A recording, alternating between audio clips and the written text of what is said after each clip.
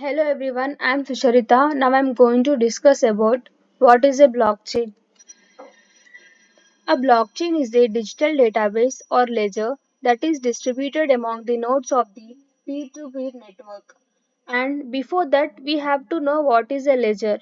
Like imagine on 21st of July 2023, you went to a stationery shop and you buy a teddy of rupees 500. In the same way, different customer come to the stationery shop and buy something. The shopkeeper notes the transactions in diary which happened between the customers and shopkeeper. In the same way, we use the ledger to note the transactions in a blockchain. A ledger is nothing but a digital system of recording transactions, and their details are recorded in multiple times at the same time. And like whatever data we are storing in a ledger, they cannot be changed, modified, altered, or deleted. And block has like different ledgers, and every block has its capacity. Different ledgers are storing in a block at some point of time. It reaches its maximum capacity. It becomes a complete block, and new block is generated for other ledgers. The process of creating a new block and appending it to the existing chain is known as blockchain. You can see three blocks, and each block stores the hash value of the previous block, thus forming the chain. It should be noted that the first block, which is called the genesis block, obviously does not point to any previous hash.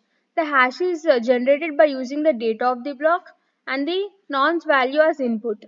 The process of generating the hash of the block is what essentially miners do when they mine the blockchains like bitcoins and ethereums. And here, these are the components of the blockchain. First, node. Node is nothing but a user which is part of a blockchain network. Node can be system or personal computer. And there are two types of nodes, a full node and a partial node. Full node is nothing but it is a node which has entire copy of the blockchain. And this full node can do three things. Like example, imagine Ojas is a full node and wants to perform transaction with Anushka, and he has to initiate the transaction first. The transaction message will be sent to all the nodes except Ojas. This is called broadcasting, and the nodes they have to verify the transaction messages, and it also checks the Ojas has the enough money to send the transaction to Anushka or not. If everything is okay, then the nodes will validate the message. Here, the node can validate the transaction messages, and full node has more memory because it has a copy of the blockchain. And another node is a partial node. Partial nodes cannot initiate, broadcast, or transact the messages. And a second component is a ledger. Ledger is a kind of database where confirmed transactions are recorded. Like an example, Ram is purchasing a product from a stationery shop and he is making an online transaction. The bank subtracts the rupees 500 from the Ram's bank account and it adds 500 rupees to the shopkeeper's account. The bank records the transactions in a centralized database which is known as ledger. Only the bank means who is a trusted third party has access to this ledger. Means each participant he has a copy of the database who is ensuring the immutability. And the types of ledgers are first public ledger. Public ledger, which is also known as a permissionless ledger.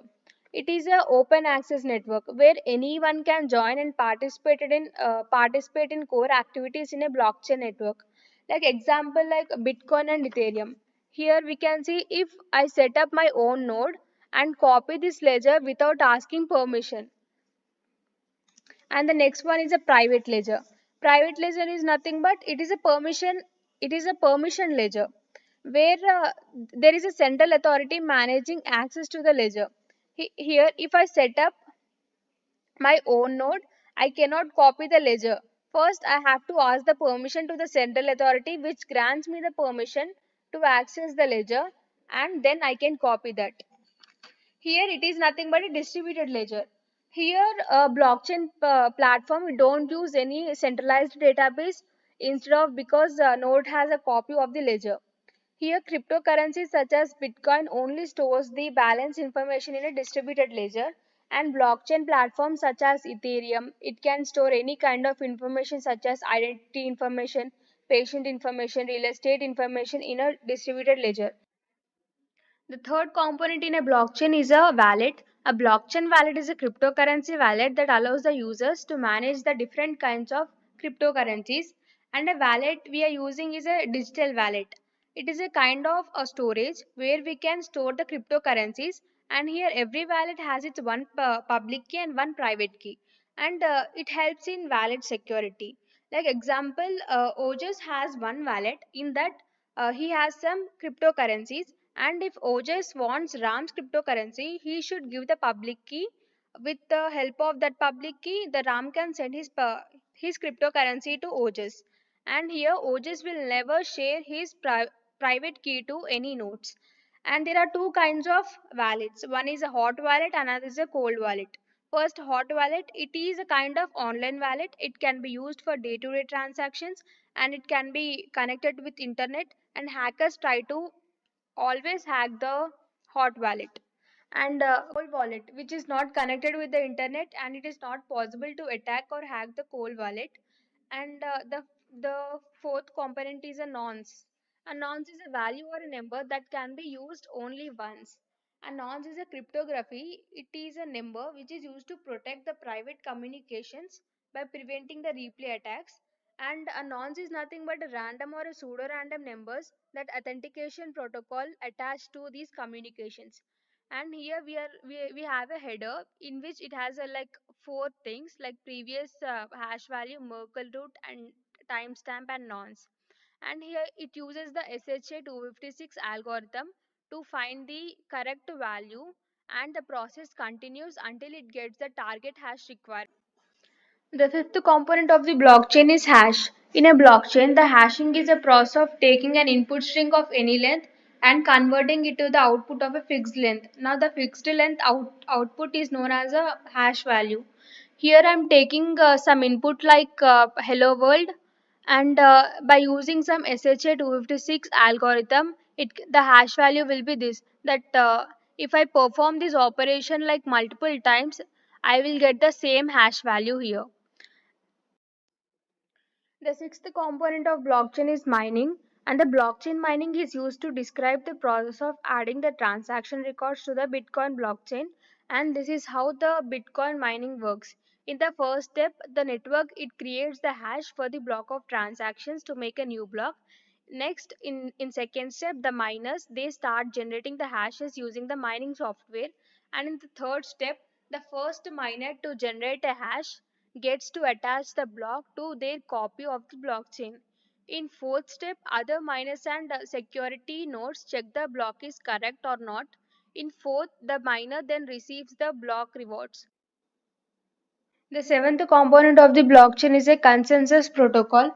Here, in this, the blockchain is a distributed decentralized network that provides immutability, privacy, security, and transparency. And here, there is no central authority to validate and verify the transactions. So, the blockchain is considered to be a completely secured and verified. This is possible only because of the presence of consensus protocol, which is a core part of any blockchain network. And a consensus algorithm is a procedure through which all the peers of the blockchain network reach a common agreement about the present state and about the centralized database. And here we can see the public, private, and permission blockchains. Block in a blockchain.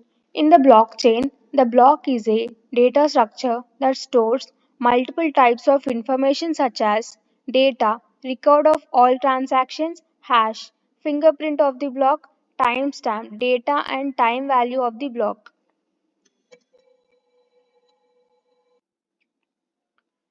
Here it has four sections. Firstly, block. It is a kind of a number.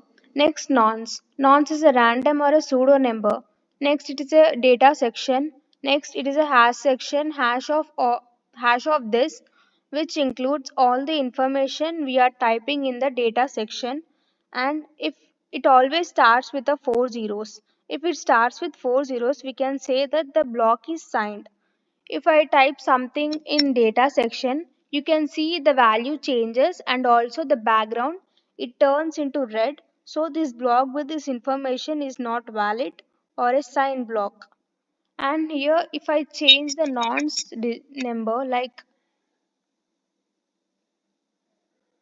you can see it stopped at when I pressed mine, it stopped at 59396. So the hash value starts with four zeros. Now we can say it is a signed one.